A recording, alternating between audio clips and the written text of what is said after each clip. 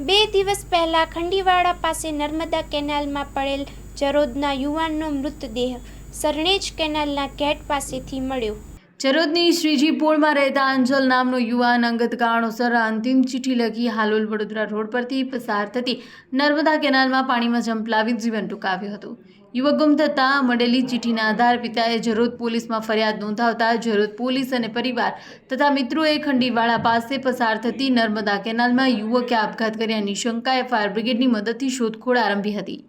આશરે 50 કલાક બાદ અંજલનો મૃતદેહ સરણેજ નર્મદા કેનાલના ગેટ પાસેથી પાણીમાં તરતો જોવા મળતા સ્થાનિક લોકોએ તેને બહાર કાઢ્યો હતો। પરિવારના સૌથી નાના દીકરાએ ભરેલા આપઘાતના પગલાથી પરિવાર અને મિત્ર વર્તુળમાં ઘેરા શોકની લાગણી પ્રવર્તી ગઈ છે। 2 દિવસ બાદ મૃતક મળી આવતા જરોદ પોલીસે મૃતદેહનો કબજો લઈ જરોદ રેફરલ હોસ્પિટલ મૃતદેહને પોસ્ટમોર્ટમ અર્થે ખસેડી વધુ તપાસ હાથ ધરી છે। આપઘાત પાછળનું રહસ્ય જાણવા મળ્યું નથી।